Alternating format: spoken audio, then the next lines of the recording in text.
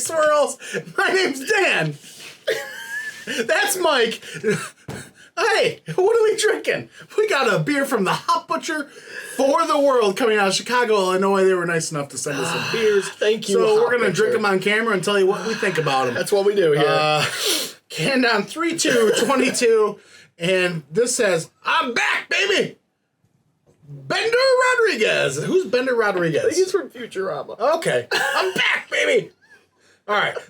This says Strata, Belma, Nectaron coming at 6.75. Ooh, that's a low boy. All right. 6.75. So there's some tasting notes on the back. Yep. We're going to ignore those sons of bitches.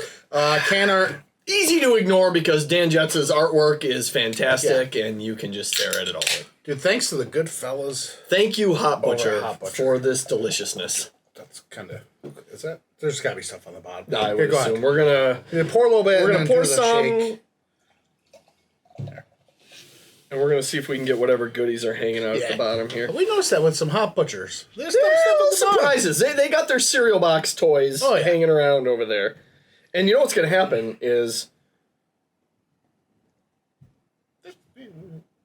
Okay, we're going to have to let the can sit for a minute so that all that swirl settles. Oh, and then we'll pour... And then we'll pour what else is in there as well. Right. So, okay, so right off the bat... here's a... I don't know if you can... Oh, yeah. Did you... Get in there with the tasting notes. You get really close. All right. You held up that great freaking can. I love this can. This is awesome. Right. Okay, so right off the get-go, it's a bright Kool-Aid orange. Kind of clear. It looks like orange Kool-Aid. Yeah, it does. Now that you say it, it's clear. It's hazy, but it's clear for a Hop Butcher IPA. Huh. So I think it's more like maybe an American IPA and kind of West Coast-ish. I mean, you swirl it up, it gets like a little bit of head coming on. All right. It looks great. It looks very drinkable and just like crushable. I'm very intrigued on this because look at. I know. Hold on. It's getting. Dude, that's the Hop Butcher head. That is the Hop Butcher creamy head. It just keeps developing and growing. Look at how frothy and just creamy that is. Now, Dan, would you say you were able to develop that head in this #proper glassware? Indeed, we were. Indeed. Fantastic. We got to get a whiff on this end. Ooh. Oh man, that's bright and clean. A little bit of vegetal like hop, but some citrus. Man, that's there's something else in there. Yeah, there's an odd off thing going on. Is it the Belma?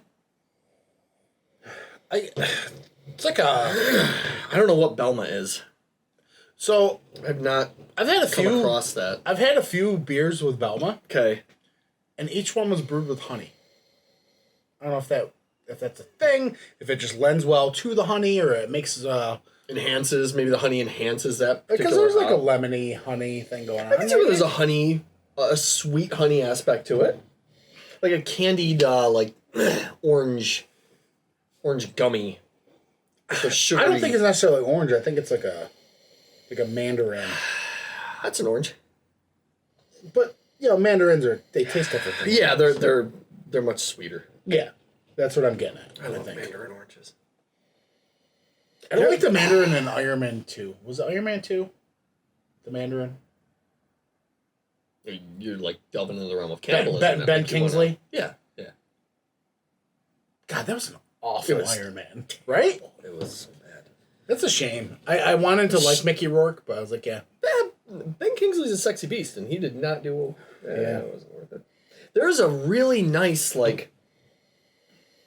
there's a vegetal, like a pleasant, fresh green to this, like a garden.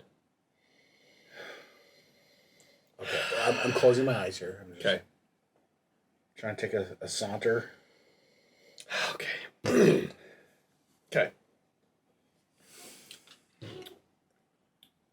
It's like a mint.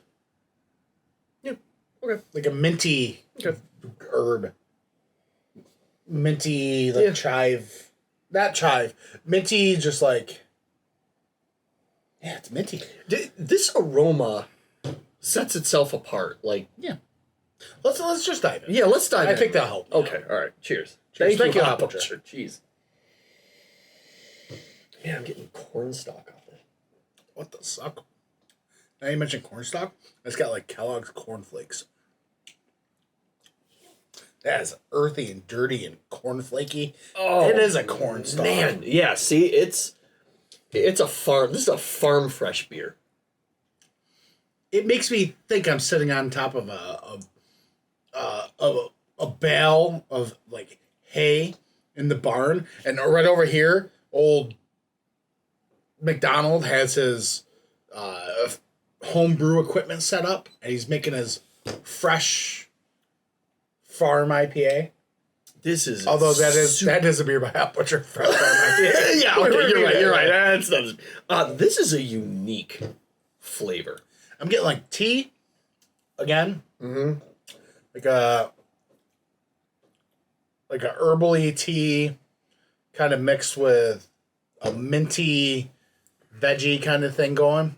But then there's like this slight muskmelon bread with like a mandarin orange.